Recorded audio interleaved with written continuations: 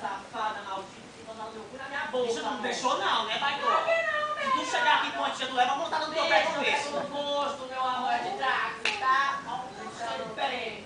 Pirata. Deixa eu falar um negócio. Eu tô flertando com os meninos. Pisa os meninos. Olha!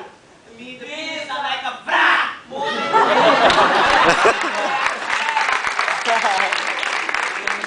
Ai, isso ele é um gênio.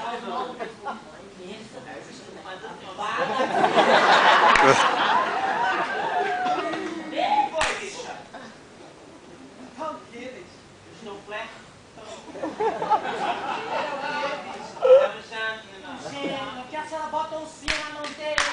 Sonha, meu amor, sonha, querida. Ele disse como o cu da senhora que a senhora bota um sim na mão dele. Ele ama, ele me quer, querida. Ele me ama. Não é a morte, não. Porque Antônio, a gente saiu. A gente foi pro jarrão, tomou uma jarra de abacate.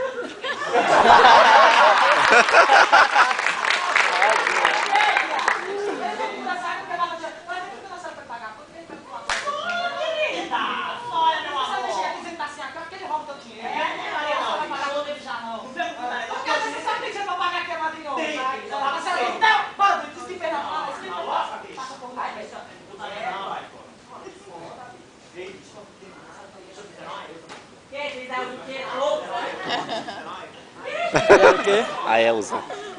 Roubaram ela. Você quer assim pra cima de mim de novo, não? Você vai passar, você pensa mesmo, é que eu tive que pagar pela senhora. Agora a senhora se vira aí com a madrinha, viu? Ou então com os bofos dela pra me dar 3 tapas na sua cara hoje. Aí é não, bicho. Hein? Porque hoje rendeu, mano. Rendeu? Pois então vai perto do cara, Juninho. Olha, meu amor. É bem que é o Juninho que pegou o teu dinheiro, Martina. Ah, meu amor. Tá ruim, não. Vai lá perguntar ele, filho. Não vai perguntar. Ah, não vem ficar com o meu também, que a senhora vai pagar. Essa não foi, moço. Isso foi. Ah, não.